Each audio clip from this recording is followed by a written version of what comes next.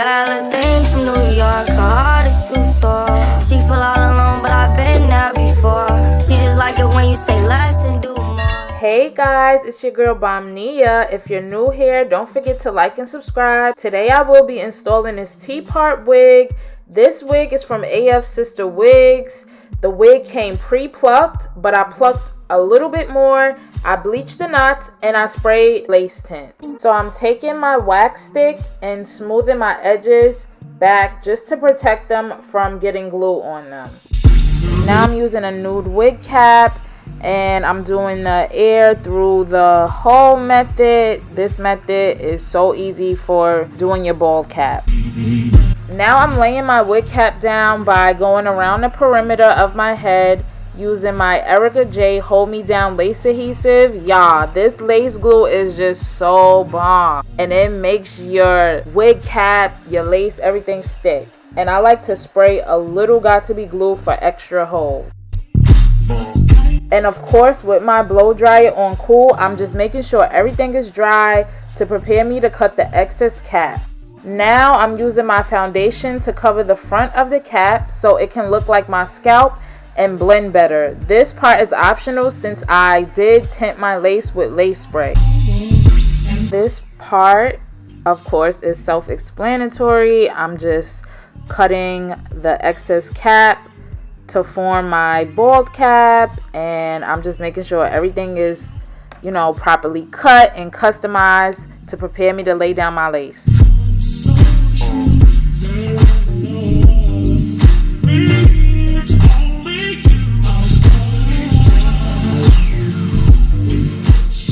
Now this part is a must. If the lace is too big, make sure you go in and cut the ear tabs of your wig so it can fit better to your head. And what I like to do before I put that glue down, I like to cut off sections of my wig and cut majority of the lace off. I just found out like this works better for me. So this part got cut, but I did lay down the Erica J lace glue and I did put more than usual because when you don't put enough glue, you're going to have to keep going back and having to put more glue down, making the process longer, and nobody got time for that.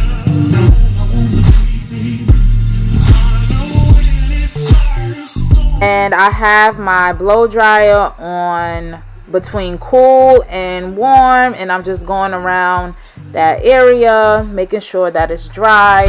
And I'm also doing this in sections because it's easier this way. With my blow dryer on cool, I'm drying that glue down until it's tacky. I didn't want it to dry all the way because I would have to lay more glue down, and I just wanted it to be one layer.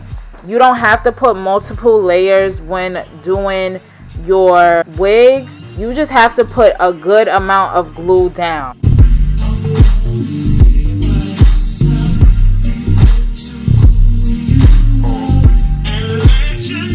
When I'm cutting my lace, I like to first cut in 3 sections, and then I use an eyebrow razor because it makes the lace jagged. And we want the hairline to be jagged and not straight across because then your hairline will be boxy, and nobody has a boxy hairline in real life.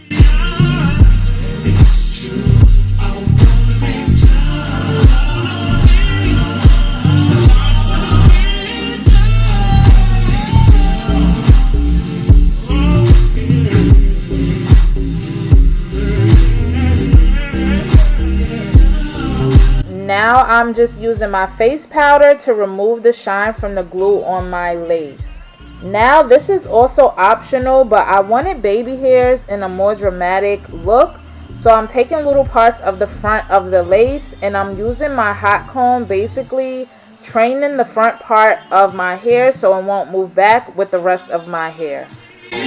And I'm using the got2b glue spray for the extra meltdown, and now I'm using a wig band for the ultimate meltdown. The products that I'm using, I have them on my Amazon store, so just make sure that you click that link below in my description box. While the lace is melting, I'm styling the wig to my liking, And let me just say, this olive oil mousse is a must-have. Like, it lays your hair and your edges down without leaving it crunchy or hard. And I just absolutely love this for laying your regular hair down or your wigs down.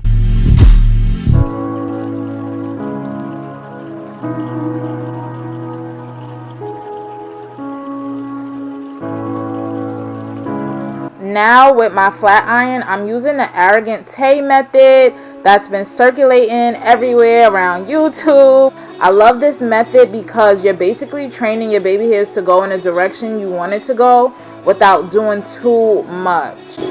Now I'm going back in that mousse and putting a generous amount on my baby hairs. I find it better to lay them down, way better than using hair gel. This is a must step for beginners.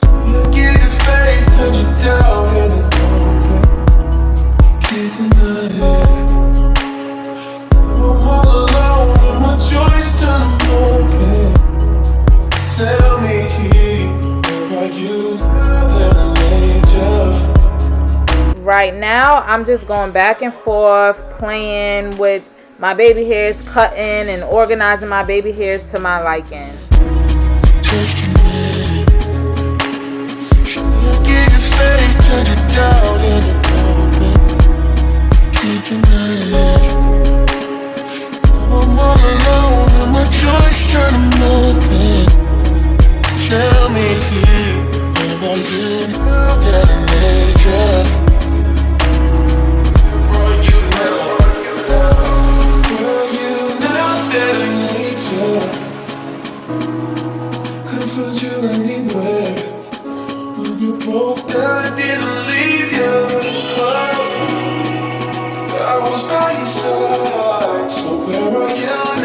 I just want to say this wig flat irons so well. Like, no funny, this is my favorite Teapot wig ever right now. So I decided to cut my hair in layers, and I saw this method on another girl's channel. Shout out to With Mesh.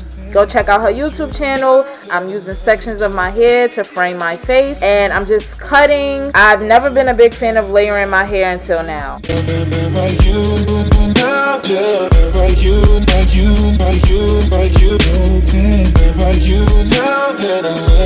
So I'm using a wax stick to lay down my hair so it won't be no flyaways, and it also helps with using my hot comb so I won't have that helmet wig look, because we don't want that, y'all.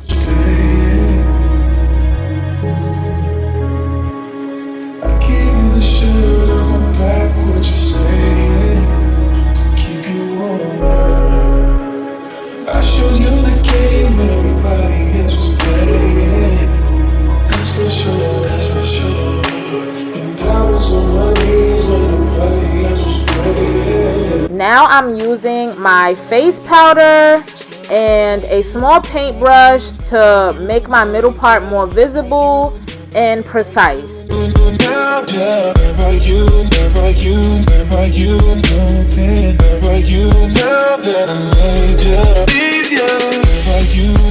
Now I'm using the Garnier Sleek and Shine Anti-Frizz Serum to bring some shine to my hair and to get rid of the frizziness and the flyaways, because you know we don't want that either, y'all.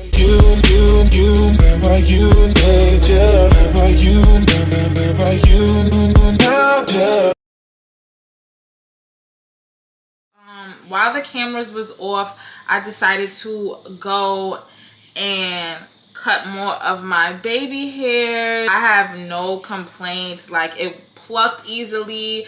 There was a little bit of shedding, and that's only because I plucked the hair and I also bleached the knots. But this hair flat irons so well. I did a couple of new techniques with the layering. I did the Arrogant Tay method, which really helped me out. I went ahead and did the flip over because I actually like how this look. Like, I look so sophisticated in this. I absolutely love this hair, guys. Like, look how it flows. Like, if y'all could feel how soft this hair is, y'all would be like, look at it.